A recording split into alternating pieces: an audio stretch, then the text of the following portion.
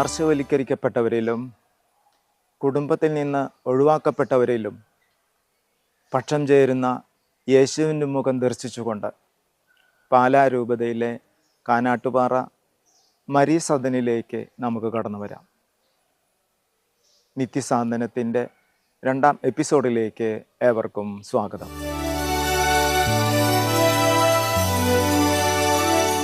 ഈ ഓഫീസിൻ്റെ ഞാനിരിക്കുന്നതിന് പുറകിലൊരു വചനമുണ്ട്, God will provide.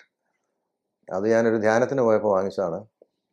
അത് ഒരു സാധ്യതയും ഇല്ലാത്ത സമയത്ത് അബ്രാഹാം ഇസ്ഹാക്കിനോട് പറയാണ്, ഗോഡ് വിൽ പ്രൊവൈഡ്, ദൈവം തരും. സ്വന്തം മകനെ ബലിയർപ്പിക്കണം, അത് തയ്യാറായി തന്നെ ദൈവത്തിന് സമർപ്പിക്കാൻ പോയ അബ്രാഹത്തിന് ഈ ഒരു വാക്ക് ഉച്ചരിച്ചതുകൊണ്ട്, ദൈവം തരുമെന്ന് വിശ്വസിച്ചതുകൊണ്ട് ആ ബലിയർപ്പണം മാറ്റി പകരം ഒരു കുഞ്ഞാടിനെ കർത്താവ് തന്നെ കൊടുത്തുകൊണ്ട് നമുക്കറിയാം ഏതൊക്കെ സാക്ഷ്യങ്ങളാണ്. ഇതിലൊക്കെയാണ് വിശ്വസിക്കുന്നത്. അതുകൊണ്ട് ഏത് പ്രതിസന്ധി വന്നാലും എന്ത് പ്രശ്നം വന്നാലും കുരുങ്ങയില്ല. കാരണം ദൈവം നടത്തുന്നു എന്നുള്ളൊരു വിശ്വാസമാണ് എനിക്കുള്ളത്.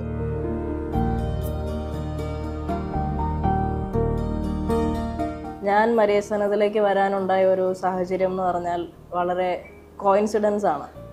ഒട്ടും പ്ലാൻഡ് ആയിരുന്നില്ല. ഇങ്ങനെ ഒരു സ്ഥാപനത്തിലാണ് ഞാൻ ജോലി ചെയ്യുമെന്നും ഇത്രയും ആൾക്കാർക്ക് വേണ്ടി എനിക്ക് സേവനം ചെയ്യാൻ പറ്റുമെന്നും ഒന്നും ഞാൻ കരുതിയിരുന്നില്ല. എൻ്റെ ചൈൽഡ്ഹുഡ് മുഴുവനും എനിക്കിപ്പോഴും ഓർമ്മയുണ്ട് സന്തോഷ് ചേട്ടനെ കുറിച്ചും അദ്ദേഹം ചെയ്യുന്നത് എന്താണെന്നും അദ്ദേഹത്തിൻ്റെ അർപ്പണബോധത്തിനെ കുറിച്ചുമൊക്കെ എൻ്റെ ഫാദർ വീട്ടിൽ ഞങ്ങളോട് പലതവണ സംസാരിച്ചിട്ടുണ്ട്. അപ്പോൾ എനിക്കത് ഇൻട്രസ്റ്റിംഗ് ആയിട്ട് തോന്നിയിട്ടുമുണ്ട്. ഞാൻ പലതവണ വിത്ത് ഫാമിലി ഞാനിവിടെ വന്നിട്ടുണ്ട്, മരിയ സദനം വിസിറ്റ് ചെയ്തിട്ടുണ്ട്. ഇവിടുത്തെ ആൾക്കാരുടെ കൂടെ ഇരുന്ന് ഭക്ഷണം കഴിച്ചിട്ടുണ്ട്, അവർക്ക് ഭക്ഷണം വിളമ്പി കൊടുത്തിട്ടുണ്ട്. അന്നേരമൊന്നും ഞാൻ അറിഞ്ഞിരുന്നില്ല ഞാൻ ഭാവിയിൽ ഒരു 2 വർഷത്തോളം, എൻ്റെ ജീവിതത്തിൻ്റെ ഒരു 2 വർഷത്തോളം മുഴുവൻ ഞാൻ ഇവിടെ തന്നെയാണ് താമസിക്കുന്നത്. ഇടയ്ക്കിടയ്ക്ക് വീട്ടിൽ പോകാറുള്ളൂ. ഇവിടെ നിൽക്കുന്നതാണ് എനിക്കിപ്പം വീട്ടിൽ പോകുന്നതിനേക്കാളും എനിക്ക് കൂടുതൽ കംഫർട്ടബിൾ ആയിട്ടുള്ളത് ഇവിടെ നിൽക്കാൻ തന്നെയാണ്. രാത്രിയും പകലും ഇവരുടെ കൂടെ ചിലവഴിക്കുക, അതിലൊക്കെ നമുക്ക് ശരിക്കും പറഞ്ഞു കഴിഞ്ഞാൽ മറ്റേത് ജോലിനേക്കാളും നമുക്ക് മനസ്സിന് കിട്ടുന്ന ഒരു ആത്മസുഖം കൂടെ ഉണ്ട് അതിനകത്ത്. വളരെ സന്തോഷം തോന്നുന്ന ഒരു കാര്യം, നമ്മൾ ഒരു 2 ദിവസം മാറി നിൽക്കുകയോ ഇവരെ ഇവിടെ കാണാതെ ഇവിടെ ഇല്ല എന്നുണ്ടെങ്കിൽ നമ്മൾ 2 ദിവസത്തിന് ശേഷം തിരിച്ചു വരുമ്പം ഇവരെല്ലാവരും ഓടി വന്ന് എവിടെയായിരുന്നു, ഞങ്ങൾ വിചാരിച്ച് പോയിന്ന്, ഞങ്ങളോടൊന്നും പറഞ്ഞില്ലല്ലോ, കാണാത്തപ്പോൾ ഭയങ്കര വിഷമായി പോയി എന്നൊക്കെ പറഞ്ഞ് കൂടെ നടക്കും. അപ്പം ശരിക്കും പറഞ്ഞാൽ വേറൊരു ജോലിക്കും തരാൻ പറ്റാത്ത ഒരു സന്തോഷം ഇവിടുത്തെ ജോലിയിൽ നിന്ന് എനിക്ക് കിട്ടുന്നുണ്ടെന്നുള്ളത് എനിക്ക് ഉള്ളിൽ തട്ടി പറയാൻ പറ്റും. എൻ്റെ ഒരു ആഗ്രഹം ഈ ആരോഗ്യമില്ലാത്തവർക്ക്, ആലംബഹീനർക്ക് എന്നാൽ കഴിയുന്ന വിധം അവരെ സ്നേഹിക്കുക, പരിപാലിക്കുക എന്ന് തന്നെയാണ്. ദൈവത്തിൻ്റെ ഹിതം അത് തന്നെയാണെന്നാണ് ഞാൻ വിശ്വസിക്കുന്നത്. മരിയ സദനത്തെ പറ്റി ഞാൻ വളരെയധികം കേട്ടിട്ടുണ്ട്. പക്ഷേ ഞാൻ ആദ്യമായിട്ടാണ് ഇവിടെ ഒന്ന് സന്ദർശിക്കുവാനായിട്ട് വരുന്നത്. അപ്പം സന്തോഷ് ചേട്ടന് ഞങ്ങളുടെ പഞ്ചായത്ത് കമ്മിറ്റിയിൽ വന്ന് ഈ മരിയ സദനത്തിൻ്റെ സാമ്പത്തിക ബുദ്ധിമുട്ടൊക്കെ ഉണ്ട്, അപ്പം നിങ്ങൾ പഞ്ചായത്ത് മെമ്പർമാർ കുറച്ച് സഹായം ചെയ്യണമെന്ന് പറഞ്ഞു. അതനുസരിച്ച് ഞാൻ എൻ്റെ വാർഡിലാണേലും ഞാൻ അവിടെ ചേറ്റുതോട് പള്ളി ഫാത്തിമ മാതാ പള്ളി ഇടവക്കാരനാണ്. അപ്പോൾ എൻ്റെ അവിടെ വിൻസെൻ്റ് പോളിൻ്റെ പ്രവർത്തകനാണ്, പ്രസിഡൻ്റൊക്കെ ആയിരുന്നു. അപ്പോൾ ജീവകാരുണ്യ പ്രവർത്തനങ്ങൾ ഞങ്ങളവിടെ വാർഡിലൊക്കെയാണ് കൊടുത്തുകൊണ്ടിരുന്നത്. അപ്പോൾ ഈ സന്തോഷേട്ടൻ്റെ ഈ ബുദ്ധിമുട്ട് പറഞ്ഞപ്പോൾ ആ നോട്ടീസ് കൊണ്ടുവന്ന് തന്ന് വായിച്ചപ്പോൾ 546 പേരെ ഇവിടെ സംരക്ഷിക്കുന്നുണ്ട്. ഒരു മനുഷ്യൻ ചെയ്യുന്ന വലിയ ഒരു ജീവകാരുണ്യ പ്രവർത്തനമാണ്. കാരണം ഒരു ദിവസം ഏകദേശം ഈ 546 പേർക്ക് ഭക്ഷണം കൊടുക്കണത് തന്നെ എത്ര രൂപ ആകും? എൻ്റെ വാർഡിലാണെങ്കിൽ എനിക്ക് ഒരു വാർഡിൽ 50 പേരെ കണ്ട് 50 വീടുകൾ സന്ദർശിച്ച് പൈസ ശേഖരിച്ച് കൊടുക്കണമെന്നാണ് പറഞ്ഞത്. ഞാൻ ആ 50 വീടുകളിൽ ചെന്നപ്പോൾ എല്ലാവരും ആത്മാർത്ഥമായി സഹകരിച്ചു. അപ്പോൾ ഇങ്ങനെയുള്ള ജീവകാരുണ്യ പ്രവർത്തനങ്ങൾ നടത്തുന്നവരെ നമ്മൾ പരിഗണിക്കാതെ പോകരുത് ഒരിക്കലും. നമ്മുടെ സമയത്തിൻ്റെയും സമ്പത്തിൻ്റെയും ഒരു ഓഹരി സന്തോഷപൂർവ്വം മറ്റുള്ളവർക്ക് കൊടുക്കണം, എങ്കിലേ നമുക്ക് ദൈവാനുഗ്രഹം കിട്ടുകയുള്ളൂ. അപ്പം ഈ സന്തോഷേട്ടൻ ചെയ്യുന്ന സേവനങ്ങൾ ഇവിടെ വന്ന് കണ്ടപ്പോൾ എത്ര പ്രശംസിച്ചാലും അധികമാകുകയില്ല.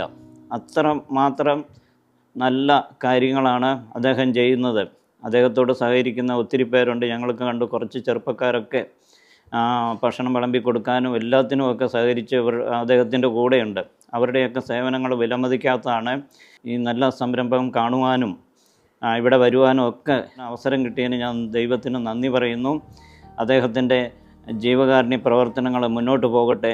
അദ്ദേഹത്തിന് കൂടുതൽ ആളുകൾ അദ്ദേഹത്തെ സഹായിക്കാൻ മുന്നോട്ട് വരട്ടെ എന്ന് ആശംസിച്ചുകൊണ്ട് എൻ്റെ വാക്കുകൾ ഉപസംഹരിക്കുന്നു. നമ്മൾ മരീസദനത്തെ പറ്റി ഒരുപാട് കേൾക്കുകയും നമുക്കറിയാം, എവിടെ നമ്മുടെ ഏത് വീട്ടിൽ ചെന്നാലും ഈ മരീസദനത്തെ പറ്റി നമ്മൾ പറയേണ്ട ആവശ്യമില്ല. ഞങ്ങൾ ആ സാമ്പത്തിക ബുദ്ധിമുട്ട് ചെന്ന് പറഞ്ഞു കഴിഞ്ഞപ്പോഴേ നമ്മുടെ പഞ്ചായത്തിൽ വന്ന് സന്തോഷേട്ടൻ ഒരു ദിവസം വന്ന് നമുക്ക് ക്ലാസ് എടുക്കുകയും അതുപോലെ ഞങ്ങളെല്ലാം നല്ലപോലെ സഹകരിച്ച് 14 വാർഡ് മെമ്പർമാരും ഒന്നിച്ച് ഒറ്റക്കെട്ടായി നിന്നുകൊണ്ട് ഈ സ്ഥാപനത്തെ സഹായിക്കണം എന്നാണ് നമ്മളോട് പറഞ്ഞത്. അതുപോലെ ഞങ്ങൾ ആ ദിവസം തന്നെ ചെന്ന് ഓരോ വീടുകളിൽ ചെല്ലുമ്പോൾ ആ സ്ഥാപനത്തെ പറ്റിയുള്ള മാഹാത്മ്യം പറയുമ്പോൾ നമുക്ക് തന്നെ ഒരു അഭിമാനമായി തോന്നി. നമ്മൾ ചെന്ന് ചോദിക്കേണ്ട കാര്യമില്ല. അവർ 10,000-2,000 രൂപ എടുത്തു തന്ന് നമ്മളെ സഹായിച്ചു. അതുപോലെ ഈ സന്തോഷേട്ടന് ഇനിയും കൂടുതൽ പേരെ നോക്കുവാനും അതുപോലെ എല്ലാ സൗകര്യങ്ങളും കൊടുത്തുകൊണ്ട് ദൈവം അനുഗ്രഹിക്കട്ടെ എന്ന് പറഞ്ഞുകൊണ്ട് നിർത്തുന്നു. ഈ സമകാലികമായ വിഷയങ്ങൾ എന്ന് പറഞ്ഞാൽ ഇവിടെ 300 പേരെ താമസിപ്പിക്കേണ്ടടുത്ത് 524 പേരുണ്ട്. ഗവൺമെൻറ് ഇടപെട്ടു, ഹൈക്കോടതിയിൽ നിന്ന് നിർദ്ദേശം വന്നു ഇവരെ മാറ്റി താമസിപ്പിക്കാൻ.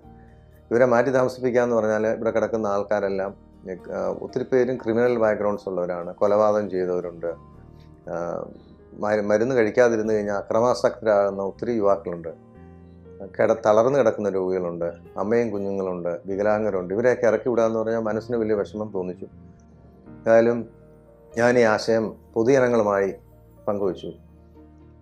ഒരു വ്യക്തി തെരുവിലേക്ക് ഇറങ്ങുന്നത് ഒരു വീട്ടിൽ നിന്നാണ്.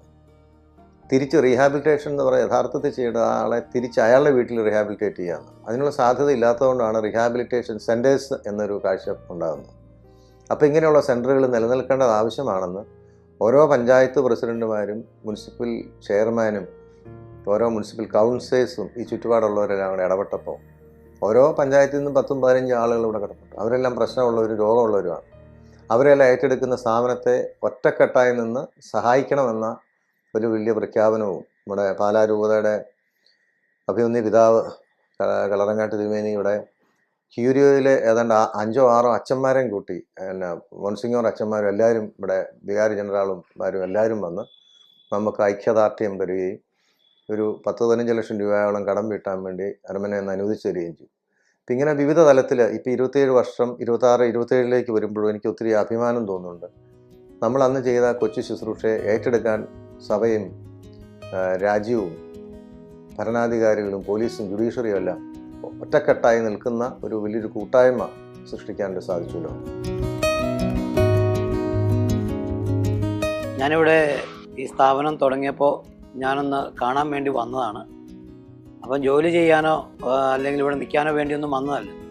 അപ്പോൾ ഈ സ്ഥാപനത്തെ പറ്റി ഒന്ന് അറിയാൻ വേണ്ടി വന്നപ്പോൾ നമ്മുടെ ബഹുമാനപ്പെട്ട സന്തോഷ് സാറ് ഒരു വ്യക്തിയിലെ മോശം കയറി കുളിപ്പിക്കുന്ന ഒരു ഭാഗമാണ് എനിക്ക് ആദ്യമായിട്ട് കാണാൻ സാധിച്ചത്. അപ്പം ഒരു 25 വർഷം പുറകിലേക്ക് അദ്ദേഹം ഒരു കല്യാണം കഴിഞ്ഞ് അടിച്ചു പൊളിച്ച് ജീവിക്കേണ്ട ഒരു ടൈമിങ്ങിലാണ് സ്വന്തക്കാരല്ലാത്ത ബന്ധക്കാരല്ലാത്ത വഴിയിൽ കണ്ട ഒരാളെ കൊണ്ടുവന്ന് അദ്ദേഹത്തിനെ കുളിപ്പിച്ച് മോഷണെല്ലാം കയറി കുളിപ്പിക്കുന്ന കണ്ടപ്പോഴാണ് എനിക്ക് തോന്നിയത് അദ്ദേഹം ഇത്ര ചെറുപ്പത്തിൽ എന്തിനാണ് ഈ പരിപാടി അദ്ദേഹം ചെയ്തത്, അപ്പോൾ ഇതെന്താണ് അതുകൊണ്ടുള്ള നേട്ടം. അതിനെക്കുറിച്ച് ചിന്തിച്ചപ്പോഴാണ് ദൈവം സ്നേഹമാകുന്നു, സ്നേഹത്തിൽ വസിക്കുന്നവൻ ദൈവത്തിൽ വസിക്കുന്നു എന്നുള്ളൊരു തിരിച്ചറിവ് അദ്ദേഹത്തിലൂടെയാണ് എനിക്ക് മനസ്സിലാക്കാൻ സാധിച്ചത്. ദൈവം ഉണ്ടെന്ന് പറഞ്ഞാലും ഞാനൊരു ക്രിസ്ത്യൻസ് ആണെങ്കിലും മര്യാദസ്ഥാനത്തിൽ വന്ന പിന്നെയാണ് ദൈവം ആരാണെന്ന് മനസ്സിലാക്കിയത്. കാരണം ഇവിടെ കഴിയുന്ന 500ഓളം മക്കളിൽ ദൈവം വസിക്കുന്നു എന്നുള്ളൊരു തെളിവാണ് നമുക്കിവിടെ കാണാൻ സാധിച്ചത്. എൻ്റെ ജോലി കാർപ്പൻ്ററാണ്. അത്യാവശ്യം നല്ല രീതിയിൽ കൊത്തുപണികൾ ചെയ്യാറുണ്ട്. ഇവിടെ വന്നതിന് ശേഷം ഞാൻ ഊർജ്ജസ്വലനായ ഒരു കലാകാരനായി വീണ്ടും മാറിയിരിക്കുകയാണ്. ഇതിന് പിന്നിൽ പ്രവർത്തിച്ച എല്ലാ ആൾക്കാർക്കും, പ്രത്യേകിച്ച് സന്തോഷപ്രദർ എല്ലാവരും കാണുമ്പോൾ എനിക്ക് സ്നേഹവും ഇഷ്ടവും വാത്സല്യവും തോന്നുന്നു. ഞാൻ പൂവന്തുരുത്ത് സ്വദേശിയാണ്. ഇവിടെ വരാനുണ്ടായ സാഹചര്യം എന്ന് പറഞ്ഞു കഴിഞ്ഞാൽ ഞാൻ ഗാൽമാർ ട്രൂപ്പിൽ വർക്ക് ചെയ്യുകയായിരുന്നു. അപ്പം ഗാനമേളയുടെ ഡ്രംസ് വായിച്ചുകൊണ്ടിരിക്കുമായിരുന്നു. ഡ്രംസ് വായിക്കുന്നതിനിടെ എനിക്കൊരു സുഹൃത്ത് ഒരു കഞ്ചാവ് പൊതി തന്നു. അത് ഞാനത് ഉപയോഗിച്ച് നടക്കുമായിരുന്നു. അത് അതിന് നിർത്താൻ പറ്റുന്നില്ല. ഇടയ്ക്ക് നിർത്തിയാലും കുറച്ച് നാളൊക്കെ കഴിഞ്ഞ് പിന്നെ ഞാനത് ഉപയോഗിക്കും. അങ്ങനെയായി ലാസ്റ്റ് തിരുനക്കരയിൽ അത് ഉപയോഗിച്ചുകൊണ്ടിരുന്നപ്പോഴത്തേക്ക് എൻ്റെ പഴയ സുഹൃത്തുക്കളായ കുറച്ച് ആൾക്കാർ വന്നു. ശിവാസുണ്ണികൃഷ്ണൻ ചേട്ടൻ, സുജാതൻ മാഷ് എല്ലാവരും കൂടി എന്നെ മരിയാസ്ഥാനത്തിൽ കൊണ്ടുവന്നു. അപ്പം അവിടെ ഇവിടുത്തെ ട്രീറ്റ്മെൻറ്റോടുകൂടി ഞാൻ പരിപാടി തുടങ്ങി. ട്രീറ്റ്മെൻ്റ് എല്ലാം കഴിഞ്ഞപ്പോൾ നടന്നുകൊണ്ടിരിക്കവേ എനിക്ക് സൗഖ്യം പ്രാപിച്ചു. അങ്ങനെ ഞാനത് പിന്നെ വീണ്ടും ഡ്രംസിലോട്ട് ഞാൻ സന്തോഷ് ചേട്ടൻ എന്നെ വിളിച്ച് വായിക്കാനായിട്ട് ശ്രമിപ്പിച്ചു. അതിൽ ഫസ്റ്റ് പ്രോഗ്രാം തന്നെ എനിക്ക് നല്ല A+ ആയിരുന്നു. അങ്ങനെ ഞാൻ കന്യാകുമാരി നിർത്തി വീണ്ടും ഡ്രംസിൻ്റെ പ്രോഗ്രാമിൽ അവിടെ നടക്കുമായിരുന്നു. പിന്നെ ഇവിടുത്തെ ഗാനമേള, നാടകം അങ്ങനെയുള്ള മിക്ക ആക്ടിവിറ്റീസ് പ്രോഗ്രാമിലും ഞാൻ പങ്കെടുക്കുന്നുണ്ട്. ഇപ്പം എനിക്ക് തീർത്തും സുഖകരമായ ഒരു നിമിഷമാണ് തന്നിരിക്കുന്നത്. ഞാൻ മരിയാസദനത്തിൽ വന്നിട്ട് 17 വർഷം കഴിഞ്ഞു. ആദ്യം എന്നെ എൻ്റെ വീട്ടുകാർ ഇവിടെ കൊണ്ടുവന്നു. പിന്നെ അത് കഴിഞ്ഞപ്പോൾ കുഞ്ഞിനെ കൊണ്ടുവന്നു. 5ാം ക്ലാസ് മുതൽ ഇവിടെയാണ് കൊച്ച് പഠിക്കാൻ തുടങ്ങിയത്. കൊച്ച് പഠിപ്പ് പൂർത്തിയാക്കി ഇപ്പം ഡൽഹിയിൽ നേഴ്സിംഗായി ജോലി ചെയ്യുന്നു. ഇവിടെ നിന്നാണ് കൊണ്ടുപോയി ആക്കുകയും ചെയ്തത്. ഇപ്പോൾ ഞാൻ സുഖമായി ഇവിടെ കഴിയുന്നു. നേരത്തെ ഞാൻ ഗാനമേള ട്രൂപ്പിലൊക്കെ ഉണ്ടായിരുന്നതാണ്. പാടുമായിരുന്ന ഗാനഭൂഷണൊക്കെ പഠിച്ചതാണ്. നന്നായി പാടുമായിരുന്നു. അത് കഴിഞ്ഞപ്പോൾ എനിക്ക് പാടാൻ പറ്റാത്തൊരവസ്ഥയിലേക്ക് ഞാൻ വന്നു. പിന്നെ ഞാൻ മരിയാസദനത്തിൽ വന്നു കഴിഞ്ഞപ്പോൾ വീണ്ടും പാടാനായിട്ട് എനിക്ക് അവസരം ലഭിച്ചു. എൻ്റെ പേര് സാജി. ഞാൻ ആലപ്പുഴയിൽ നിന്നും വരുന്നു. മരിയാസദനത്തിലായിട്ട് 5-6 വർഷമായി. ഞാൻ 2013 മുതൽ ഇവിടെ ഡി അഡീഷനായിട്ട് ഇവിടെ ചികിത്സയിലാണ്. ഇപ്പോൾ 6 വർഷമായിട്ട് ഇവിടെ ഉണ്ട്. ഇപ്പോൾ ഇവിടെ സ്റ്റാഫായിട്ട് ജോലി ചെയ്തുകൊണ്ടിരിക്കുകയാണ്. അങ്ങനെ കുഴപ്പമില്ലാതെ പോകുന്നു. എൻ്റെ വീട് ആലപ്പുഴയിലാണ്. ആലപ്പുഴ അരൂർ എന്ന് പറഞ്ഞ സ്ഥലത്താണ്. ഞാനിവിടെ വന്നിട്ട് 12 വർഷമായി. ഞാൻ വരാനുള്ള കാരണം എനിക്കൊരാൾ എൻ്റെ ശരീരത്തിൽ നിന്ന് വർത്തമാനം പറയണമെന്നുള്ള കാരണം കൊണ്ടാണ് ഞാനിവിടെ വന്നത്. ഇവിടെ വന്നപ്പോൾ എനിക്കത് കുറേ മാറ്റമുണ്ടായി. ഇപ്പോൾ ഞാൻ പഠിച്ച തൊഴിൽ ബാർബർ ഷോപ്പിലെ പണിയാണ് പഠിച്ചത്. അത് ചെയ്ത് ഇവിടെ നിൽക്കുകയാണ്. നല്ല സുഖമായിട്ട് പോകുന്നത്. ഇത് മരിയാസ്ഥാനത്തിലെ സൂപ്പർ ഹിറ്റ് ഗായകനാണ് ഷാജി അല്ലേ? ഷാജി ഒരു 10-20 വർഷം മുമ്പ് ഇവിടെ വന്നതാണ്. പല ടൗണിലൂടെ ഇങ്ങനെ അലഞ്ഞു തിരിഞ്ഞ് വൈറൽ കുട്ടി പാടുകയാണ്. അപ്പോൾ ആ സാഹചര്യത്തിലാണ് ഇവിടെ ഞങ്ങൾ കൂട്ടിക്കൊണ്ട് വന്നപ്പോൾ തന്നെ ഇതുപോലെ ഓർക്കസ്ട്രയൊക്കെ ഉണ്ടായിരുന്നു. അതിന് മൈക്കെല്ലാം കിട്ടിക്കഴിഞ്ഞപ്പോൾ ഷാജി എന്നൊന്നില്ലാത്തൊരു സന്തോഷം, ഇനി ഇവിടുന്ന് പോകുന്നില്ല. അപ്പം അങ്ങനെ ഒരു സന്തോഷത്തിലാണ് നിൽക്കുന്നത്. ഷാജി സ്കൂളിൽ അധികം പോയിട്ടൊന്നുമില്ല, വായിക്കാൻ അറിഞ്ഞുകൂടാ. പക്ഷേ പാട്ടുകൾ പഠിക്കുന്നത് ഇപ്പോൾ പ്രത്യേകിച്ച് രജനീകാന്തിൻ്റെ സിനിമ ഏതെങ്കിലും തിയേറ്ററിൽ വന്നിട്ടുണ്ടല്ലോ, അത് മാറുന്നിടം വരെ സിറ്റിക്കാണ്. അതാരുടെ അടുത്ത് നിന്ന് പൈസ ഒക്കെ വാങ്ങിച്ച് എല്ലാ ദിവസവും കാണും. അപ്പം അങ്ങനെ ബൈഹാർട്ടാക്കിയ പാട്ടുകളാണ് കൂടുതലും ഷാജി പാടുന്നത്.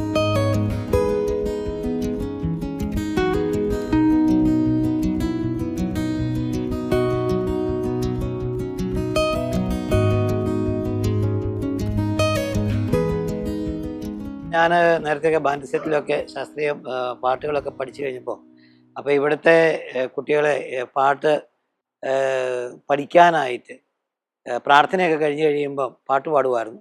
അപ്പോൾ അങ്ങനെ പാട്ട് പാടാൻ അറിയാവുന്ന പിള്ളേരൊക്കെ വന്നിരുന്ന് പാട്ട് പാടും. ഞങ്ങളൊരു കന്നാസൊക്കെ എടുത്ത് വെച്ച് കൊട്ടി ഈശോയുടെ പാട്ടൊക്കെ പാടി സന്തോഷമായിട്ട് കഴിഞ്ഞപ്പോഴാണ് നമ്മുടെ ബഹുമാനപ്പെട്ട കുളങ്ങര സാറ് വന്ന ഒരു കൾച്ചറൽ പ്രോഗ്രാം നടത്തിയപ്പം അതിനകത്ത് 1-2 കുട്ടികൾ, നമ്മുടെ മരിയാസനത്തിലെ മക്കൾ പാട്ട് പാടി. ആ പാട്ട് പാടി കേട്ട് കഴിഞ്ഞപ്പം ഒരു നല്ല സിനിമാ ഗാനങ്ങളാണ് അവരത് പാടിയത്. അപ്പം കുളങ്ങര സാറ് പറഞ്ഞു, ഒരു കാര്യം ചെയ്യാം, നമുക്കൊരു ഗാനമേള ട്രൂപ്പ് ഉണ്ടാക്കാം. അങ്ങനെ ഒരു ഗാനമേള ട്രൂപ്പിനുള്ള ഒരു തയ്യാറെടുക്കുകയും ഇതിനകത്ത് ജാക്സൺ എന്ന് പറഞ്ഞൊരു നല്ല ശാസ്ത്രീയം പഠിച്ച ഒരാളുണ്ടായിരുന്നു. പിന്നെ ജേക്കബ് എന്ന് പറഞ്ഞ തബലിസ്റ്റ് ഉണ്ടായിരുന്നു. അപ്പം ജേക്കബ് ഹാർമോണിയം വായിക്കും, തബല ജേക്കബ്. അങ്ങനെ വായിച്ച് പഠിച്ച് 1 ഡേ പ്രോഗ്രാമിൽ പ്രാർത്ഥനയ്ക്കൊക്കെ പോകുമ്പം ഇവർ പാട്ടൊക്കെ ഇങ്ങനെ പഠിച്ച് നല്ല രീതിയിലൊക്കെ മുന്നോട്ട് പോകുമായിരുന്നു. അപ്പം അങ്ങനെയാണ് പിന്നെ ഒരു അൽഫോൻസ കോളേജിൽ ഒരു പ്രോഗ്രാം, മരിയാസനത്തിലെ ഒരു പ്രോഗ്രാം ഞങ്ങൾക്ക് തന്നു. നിങ്ങളുടെ കുട്ടികളെ കൊണ്ടൊരു കുറച്ച് ഗാനങ്ങൾ ആലപിച്ചുകൊണ്ട്, ആദ്യത്തെ തുടക്കം അങ്ങനെയായിരുന്നു അൽഫോൻസ കോളേജിൽ. അതിപ്പോൾ അങ്ങനെ കോളേജിൽ അവതരിപ്പിച്ചു. പിന്നെ നമ്മൾ ഓരോ ജില്ലകൾ അവതരിപ്പിച്ചു. അതുപോലെ തന്നെ കേരളത്തിന് പുറത്തും നമ്മൾ ഗാനമേള അവതരിപ്പിച്ചു. അപ്പം ഈ സ്കിസോഫ്രീനിയ ബാധിച്ച മക്കളെ കൊണ്ട് ഇത് എങ്ങനെ പാടിപ്പിക്കാൻ പറ്റുന്നത് എന്നുള്ളൊരു ചിന്ത അനലൈസ് ചെയ്തുകൊണ്ട് കേരളത്തിലെ ഗാനമേളയ്ക്കുള്ള ആദ്യത്തെ ലിംഗ ബുക്ക് ഓഫ് റെക്കോർഡ്സിൻ്റെ അംഗീകാരം മര്യാദാസനത്തിനാണ് ലഭിച്ചത്. ആരുപേരും ഇല്ലാത്ത ഒരു മനുഷ്യനെ ബഹുമാനപ്പെട്ട സന്തോഷ് സാർ ഇവിടെ നോക്കാനും ഇത് കാണാൻ വന്ന് എനിക്ക് ഇതിൻ്റെ ഒരു ഭാഗവാക്കാകാനും അതിലൂടെ ഒരു മര്യാദാസനത്തിൻ്റെ അംഗീകാരം മേടിച്ചു കൊടുക്കാനൊക്കെ ഉള്ളൊരു എൻ്റെയും കൂടി ഒരു സാന്നിധ്യം ഉള്ളതിൽ ഞാൻ അതിനൊത്തിരി ദാഗ്മനാണ്. അതിന് ദൈവത്തിന് ഞാൻ നന്ദി പറയുന്നു. മരിയസ്ഥാനം എന്ന് പറഞ്ഞാൽ എൻ്റെ വീടാണെങ്കിലും എൻ്റെ വീടിൻ്റെ അവസ്ഥയൊക്കെ പോയിട്ട് ഇതൊരു കൂട്ടുകുടുംബമാണ്. ഈ കുടുംബത്തിലെ അംഗങ്ങളാണെന്നാണ് മുമ്പേ പറയുന്നത്. സ്കിസോഫ്രീനിയക്കാർ, ബൈപ്പോളാർ മൂഡ് ഡിസോർഡർ, അതുപോലെ ആൽക്കഹോൾ ഡി അഡിക്ഷൻ, മാനസിക താളം തെറ്റിയ അമ്മമാരും അവരുടെ കുഞ്ഞുങ്ങളും, കിടപ്പ് രോഗികൾ, അവരെല്ലാം അധികം നാളൊന്നും ഇവിടെ താമസിക്കുന്നവരല്ല. ഏതെങ്കിലും ഹോസ്പിറ്റലിൽ നിന്ന് ട്രാൻസ്ഫർ ചെയ്യുന്നവരും അല്ല വീടുകളിൽ പുഴുവരിച്ച അവസ്ഥയിൽ കിടന്നിട്ട് അവരെ ഇവിടെ കൊണ്ടുവന്ന് ക്ലീൻ ചെയ്ത് നല്ല മരണം കൊടുക്കുന്ന ഒരു സ്ഥലമാണ് നമ്മുടെ ലോർഡ്സ് ഹോസ്പൈസ്. അത് നമ്മുടെ രാജീവ് മാത്യു എന്ന് പറയുന്ന ഹൈവേ കോൺട്രാക്ടറാണ് അദ്ദേഹത്തിൻ്റെ മനസ്സിൻ്റെ ഒരു നന്മയാണ് ഇത്രയും വലിയൊരു കെട്ടിടം. പണ്ട് 1 കോടി രൂപയ്ക്ക് മേലെ ചിലവഴിച്ചുകൊണ്ടാണ് അത് ഉണ്ടാക്കി തന്നിരിക്കുന്നത്. വളരെ വൃത്തിയായിട്ടും വളരെ സ്വസ്ഥമായിട്ടും കിടന്ന് പ്രാർത്ഥിച്ചൊരുങ്ങി സ്വർഗത്തിലേക്ക് പോകാനുള്ളൊരു ഇടമാണ്. എന്നാൽ ചിലരൊക്കെ അവിടെ നിന്ന് രക്ഷപ്പെട്ടു പോകുന്നുമുണ്ട്. അപ്പം അങ്ങനെയുള്ള വിവിധ തരത്തിലായ ശുശ്രൂഷകൾ. പിന്നെ നമ്മളിപ്പോൾ ഇവിടെ ചെയ്യുന്ന ഒരു വലിയ കാര്യം എന്ന് പറഞ്ഞാൽ ഓരോ പഞ്ചായത്തിലും ഓരോ ഹൗസുകൾ. അപ്പോൾ അതായത് നമ്മുടെ ശാവറ പിതാവ് പറഞ്ഞ പോലെ എല്ലാ ഫൊറോനയ്ക്കും കീഴിൽ ഓരോ സ്കൂളുകൾ വേണം എന്ന് പറഞ്ഞതുപോലെ ഗവൺമെൻറ് തന്നെ അനുശാസിക്കുന്നുണ്ട് എല്ലാ പഞ്ചായത്തിലും ഓരോ വൃദ്ധസദനങ്ങൾ വേണം. നിർഭാഗ്യവശാൽ അത് നടത്താനായിട്ട് കിട്ടുന്നില്ല. നമ്മളെപ്പോലെയുള്ള ആത്മായർ അങ്ങനെയുള്ളവരൊക്കെയാണ് ഇത് ചെയ്യുന്നത്. അപ്പോൾ അതുകൊണ്ട് നമ്മൾ 25ാം വാർഷികത്തിൽ ഒരു മോഡലായിട്ട് 25 പേരെ താമസിപ്പിച്ചുകൊണ്ട് തലചായ്ക്കാൻ ഒരു ഇടം എന്നൊരു പ്രോജക്റ്റ് സ്റ്റാർട്ട് ചെയ്തു. ഈ പ്രശ്നങ്ങളിടയിൽ ഇപ്പോൾ 6-7 സ്ഥലങ്ങൾ പലരും ഓഫർ ചെയ്തിട്ടുണ്ട് പഞ്ചായത്തുകളിലായിട്ട്. ആ പഞ്ചായത്തിലെല്ലാം ഓരോ സ്ഥാപനങ്ങൾ നടത്താനായിട്ട് ആഗ്രഹിക്കാം. വിശുദ്ധ മത്തായിയുടെ സുവിശേഷം 25-ാം അധ്യായം 40-ാം വാക്യത്തിൽ നമ്മളിങ്ങനെ കേൾക്കുന്നു: സത്യം സത്യമായി ഞാൻ നിങ്ങളോട് പറയുന്നു, ഈ എളിയവരിൽ ഒരുവന് നിങ്ങൾ ഇത് ചെയ്തു കൊടുത്തപ്പോൾ എനിക്ക് തന്നെയാണ് ചെയ്തത്. എൻ്റെ പേര് അലീന സന്തോഷ്. ഞാൻ MSW കഴിഞ്ഞ് ഇപ്പോൾ മരിയസദനത്തിൽ പ്രോഗ്രാം കോർഡിനേറ്ററായി വർക്ക് ചെയ്യുന്നു. ഞാൻ ചെറുപ്പം മുതൽ മരിയസദനത്തിനോട് ഒരു ഭാഗമായി കഴിഞ്ഞു വരുന്നു. എൻ്റെ പപ്പായാണ് മരിയസദനം നടത്തുന്നത്. ചെറുപ്പം മുതലേ തന്നെ പപ്പായുടെ ഈ പ്രവർത്തനങ്ങളും എല്ലാം കണ്ടു വളർന്നത് കൊണ്ട് തന്നെ എനിക്ക് സോഷ്യൽ വർക്ക് പഠിക്കണമെന്നുള്ള ആഗ്രഹമാണ് ഉണ്ടായിരുന്നത്. അതുകൊണ്ട് തന്നെ എൻ്റെ പഠനം പൂർത്തിയാക്കിയ ശേഷം ഞാനിവിടെ പുതിയൊരു പ്രൊജക്റ്റ് സ്റ്റാർട്ട് ചെയ്തു. ആ പ്രൊജക്റ്റിൻ്റെ പേര് ഹോം എഗെയിൻ എന്നാണ്. ഈ ഹോം എഗെയിൻ പ്രൊജക്റ്റിൽ മെയിനായിട്ട് ഉദ്ദേശിക്കുന്നത് മരിയസദനത്തിൽ വർഷങ്ങളായി അസുഖം ഭേദമായി മരിയസദനത്തിൽ തന്നെ സ്റ്റക്കായി പോയ ഒരുപാട് ആൾക്കാരുണ്ട്. അപ്പോൾ അവർക്ക് വീണ്ടും ഒരു ജീവിതത്തിലേക്ക് തിരിച്ചു വരാനുള്ള ഒരു മാർഗമാണ് ഹോം എഗെയിൻ എന്ന പദ്ധതിയിലൂടെ മരിയസദനത്തിൽ നടപ്പാക്കിയത്. ഏകദേശം 2 വർഷമായി ഞാൻ ഈ പ്രോഗ്രാമിൻ്റെ ഭാഗമായി ജോലി ചെയ്തുകൊണ്ടിരിക്കുന്നു. അതുകൊണ്ട് തന്നെ ഒരുപാട് പേരെ പുതിയൊരു ജീവിതത്തിലേക്ക് കൊണ്ടുവരാനായിട്ട് സാധിച്ചിട്ടുണ്ട്. മരിയസദനത്തിൽ നിന്നും സെലക്ട് ചെയ്യുന്ന ഒരു 5 പേരെയാണ് പുതിയൊരു വീടെടുത്ത് ആ വീട്ടിൽ വാടകയ്ക്ക് ഇവരെ താമസിപ്പിക്കുന്നത്. അപ്പോൾ ഇവർക്ക് ആ വീട്ടിലേക്ക് ചെന്ന് കഴിയുമ്പം ഇവരുടെ ഒരു സ്വന്തം വീട്ടിലേക്ക് തിരിച്ചു വരാൻ പറ്റിയ ഒരു മനോഭാവമാണുള്ളത്. അതുകൊണ്ട് തന്നെ അവർ ആ വീട്ടിൽ സന്തോഷമായി മുന്നോട്ട് പോകുന്നു. വീട്ടിലെ ജോലികളെല്ലാം ചെയ്ത് അവർക്ക് വേണ്ട സ്വാതന്ത്ര്യത്തോടു കൂടി ഭക്ഷണങ്ങളെല്ലാം പാകം ചെയ്ത് ഒരു ഫാമിലി ആയിട്ട് അവരവിടെ കഴിയുന്നു. മരിയസദനം നടത്തുന്ന 8 വീടുകൾ, മരിയസദനത്തിൻ്റെ ചുറ്റുമായി 4 വീടുകളും ബാക്കി 4 വീടുകൾ കേരളത്തിൻ്റെ പല ജില്ലകളിലായിട്ട് പാലക്കാടും മലപ്പുറത്തുമായിട്ടാണ് ഉള്ളത്. അപ്പോൾ ഈ ഹോമിൻ്റെ എല്ലാം ഇൻചാർജായിട്ട് ഞാൻ ഇവിടെ സേവനം ചെയ്യുന്നു. ഈ വീടുകളിലേക്കെല്ലാം ചെല്ലുമ്പോൾ നമ്മൾ വ്യത്യസ്തമായ പല മുഖങ്ങളും കാണുന്നു. ജീവിതത്തിൻ്റെ ഏതെങ്കിലുമൊക്കെ ഒരു നിമിഷത്തിൽ അവർക്ക് താളം തെറ്റിയവരായിരിക്കാം. പക്ഷേ അവർക്ക് സ്വന്തം ജീവിതത്തിലേക്ക് തിരിച്ചു വരണമെന്ന് വളരെ ആഗ്രഹത്തോടു കൂടി കഴിയുന്നവർ. അതുകൊണ്ട് തന്നെ ഈ പ്രൊജക്റ്റിലൂടെ അവർക്ക് പുതിയൊരു ജീവിതം അവർക്ക് കിട്ടുന്നുണ്ട്. 2 വർഷമായി ഈ പ്രോജക്റ്റ് നല്ല രീതിയിൽ മുൻപോട്ടേക്ക് പോകുന്നു. ഈ 8 ഭവനങ്ങളിലും പ്രവർത്തിക്കുവാൻ ദൈവം നൽകിയ അവസരത്തെ ഓർത്ത് ദൈവത്തിന് നന്ദി പറയുന്നു. ഞാനിവിടെ വർഷങ്ങളായിട്ട് എൻ്റെ മാതാപിതാക്കളുടെ ഓർമ്മ ദിവസം ഇവിടെ അന്തേവാസികൾക്ക് ഒരു നേരത്തെ ആഹാരം കൊടുക്കാനായി വർഷങ്ങളായി ഇവിടെ പങ്കെടുക്കുന്നതാണ്.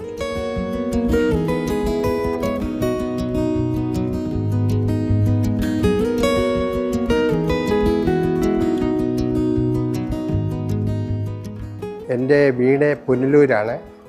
പുനലൂര് മഞ്ഞമൺകാല എന്ന് പറയും.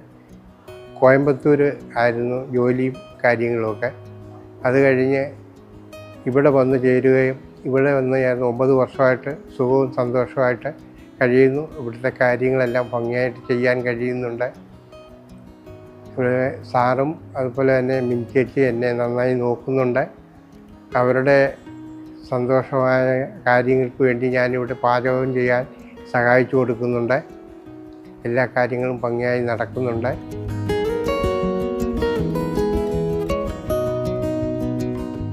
നമ്മുടെ ഈ മരിയാസദനത്തെ സംബന്ധിച്ചിടത്തോളം നമ്മുടെ ഈ പാല മേഖലയായി ബന്ധപ്പെട്ട് എല്ലാ പഞ്ചായത്തുകളും നമ്മുടെ ഈ സാധനവുമായിട്ട് വളരെ ബന്ധപ്പെട്ട് കിടക്കുന്നവരാണ്.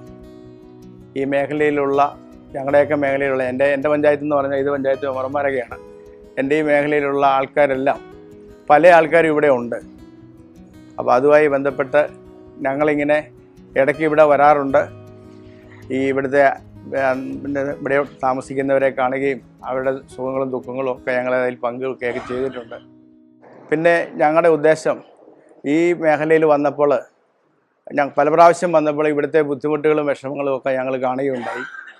അതിൽ മിക്കവാറുമുള്ള എല്ലാ പഞ്ചായത്തുകളും അതിൽ ഇത് ഭാഗവത്താകണമെന്നുള്ള ഒരു രീതിയിൽ ഞങ്ങളും അതിൽ ഒരു കർമ്മനിരതരായി ഞങ്ങളുടെ 14 മെമ്പർമാരും ഈ പ്രദേശത്ത് ഞങ്ങളുടെ പഞ്ചായത്തുമായി ബന്ധപ്പെട്ട് എല്ലാ വീടുകളും പോവുകയും ഒരു ഫണ്ട് ശേഖരിച്ച് ഇവിടെ നൽകണമെന്ന് ഞങ്ങൾ ആഗ്രഹം പ്രകടിപ്പിക്കുകയും ചെയ്തു. അതനുസരിച്ച് കഴിഞ്ഞ 2-3 ദിവസങ്ങളായിട്ട് ഞങ്ങൾ ഫണ്ട് ശേഖരിച്ചു. ആദ്യ സ്റ്റെപ്പ് എന്നുള്ള നിലയിൽ ഞങ്ങൾ ഏതാണ്ട് ഉദ്ദേശം ഒരു 4 ലക്ഷം രൂപയോളം ഞങ്ങൾ ശേഖരിച്ചിട്ടുണ്ട്. ഇനി അടുത്ത 2ാം സ്റ്റെപ്പ് ഞങ്ങൾ ഒന്നുകൂടെ ഉണ്ട്. അപ്പോൾ എങ്ങനെയായാലും ഞങ്ങളുടെ ഒരു പഞ്ചായത്തിൻ്റെ പരിധിക്ക് അനുസൃതമായിട്ട് ഈ നമ്മുടെ മരിയാസനത്തിന് വേണ്ടി ഒരു ഫണ്ട് ശേഖരണം നടത്തി അത് ഇന്ന് നൽകുന്നതിന് വേണ്ടിയിട്ടാണ് ഞങ്ങളിവിടെ വന്നത്. അപ്പോൾ യാദൃശ്യമായിട്ട് രീതിയിൽ കാണാനും ഈ ഇവരെ എല്ലാവരും പരിചയപ്പെടാനും ഞങ്ങൾക്ക് സാധിച്ച അതിയായ സന്തോഷമുണ്ട്. ഞങ്ങളുടെയൊക്കെ പഞ്ചായത്തിലുള്ള ഏതാണ്ട് ഉദ്ദേശം എനിക്ക് തോന്നുന്നത് 18ഓളം അഗതികൾ ഇവിടെ ഉണ്ടെന്നുള്ളതാണ്. അപ്പോൾ എപ്പം വന്നാലും ഒരാവശ്യമായിട്ട് വന്ന് ഒരു രോഗിയായിട്ട് ഇവിടെ വന്നു അല്ലെ മറ്റാരെങ്കിലും വന്നാലും സന്തോഷേട്ടൻ അന്നേരം തന്നെ അത് കൈനീട്ടി സ്വീകരിച്ച് ഉള്ള പരിമിതികൾക്കുള്ളിൽ അത് അവരെ ഉൾക്കൊള്ളുവാനുള്ള ഒരു നല്ല മനസ്സ് സന്തോഷേട്ടനുണ്ട്. അതിന് സന്തോഷേട്ടനോട് നന്ദി പറയുന്നു. അപ്പം നിങ്ങൾക്ക് എല്ലാവർക്കും ഞങ്ങളുടെ പഞ്ചായത്ത് മെമ്പർമാരുടെ പേരിലും എല്ലാവരുടെ പേരിലും നന്ദി രേഖപ്പെടുത്തുന്നു. നമസ്കാരം.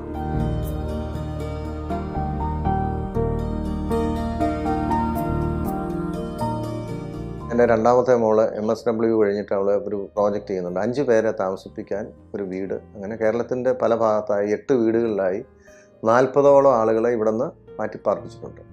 ഇതൊക്കെ ന്യൂസിലൻഡിലും അയർലൻഡിലും UK പോയി നമ്മുടെ ആളുകൾ ചെയ്യുന്ന ജോലി തന്നെയാണ്. നമുക്കിതെന്തുകൊണ്ട് നമ്മുടെ നാട്ടിലേക്ക് ഇത് കൊണ്ടുവന്നുകൂടാ? ഈ ആതുര ശുശ്രൂഷ എന്ന് പറയുന്ന ഒരു തരം താഴ്ന്ന പരിപാടിയായി അല്ലെങ്കിൽ ഏത് തലത്തിലാണ് അവർക്ക് വേണ്ട സാമ്പത്തിക കാര്യങ്ങളുടെ കാര്യത്തിലായാലും അവരുടെ പരിപാലനയുടെ കാര്യത്തിലാണെങ്കിലും അഗതികളെ അനാഥരെ സംരക്ഷിക്കാനായിട്ട് വേണ്ട രീതിയിലുള്ളൊരു പരിഗണന നമുക്കിവിടെ കിട്ടുന്നില്ല. അപ്പോൾ അവരെ ശുശ്രൂഷിക്കുന്ന രാജ്യങ്ങൾ, വൃദ്ധരെ നോക്കുന്ന രാജ്യങ്ങൾ, തളർന്നു കിടക്കുന്ന മനുഷ്യരെ ശുശ്രൂഷിക്കുന്ന സ്ഥലങ്ങൾ, ആ രാജ്യങ്ങളെല്ലാം സമ്പൽ സമൃദ്ധിയിലേക്ക് പോകണം. അവർ തന്നെയാണ് അവരെ നോക്കുന്നത്.